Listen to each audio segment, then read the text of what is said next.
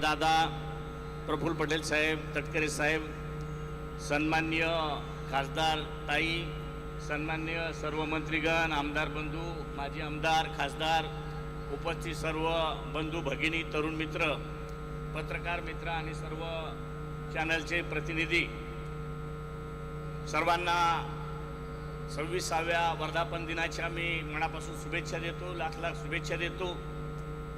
मला सांगतानाच सांगितले का 2 मिनिटात संपवा, मला एक तर कमी वेळेत बोलता येत नाही, गाडी हळूहळू गरम होते, पण चला आता संपवायचा प्रयत्न करू।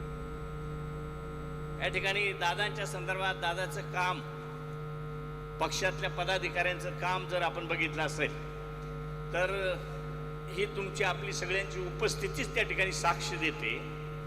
दादा ज्या पद्धतीने आपल्याला घवघवीत यश विधानसभेला मिळवून दिलं, पण सगळ्यांची कृपा आपल्या कामावर आहे, आपल्या एक रोखठोकपणावर त्या ठिकाणी सगळेजण अगदी भाळून जातात आणि त्याचंच हे उदाहरण त्या ठिकाणी आहे। त्याबरोबर मी तर आज बघितलं, रुपालीताईंनी सांगितलं का आज वटपौर्णिमा, बऱ्याच महिलांना वाटत असेल का आजची वटपौर्णिमा, पण परमेश्वर सुद्धा आपल्यावर खुश आहे। 2 दिवस वटपौर्णिमा आहे, 11 वाजून 35 मिनिटांनी काहीतरी वटपौर्णिमा सुरू होते आणि उद्या 1:30 वाजेपर्यंत वटपौर्णिमा आहे। म्हणजे सगळ्या बाजूनी आपल्याला भरभरून देण्यासाठी सगळ्यांची तयारी त्या ठिकाणी आहे। फक्त माझी विनंती राहील युवकांना आणि युवतींना सगळ्यांनाच आपल्याला का जे काही आतापर्यंत आपण घवघवीत यश मिळवून दिलंय, दादाचं काम आपल्याला सगळ्यांना माहीत आहे। विशेषतः मी मराठवाडा आणि विदर्भासाठी सांगेन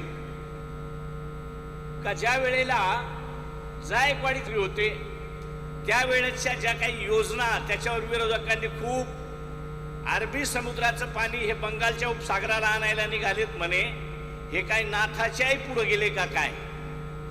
कारण नाथच फक्त नाथाच्या घरची उलटी खुणा अशा पद्धतीने सांगत होते। 2च मिनिटात संपवतो।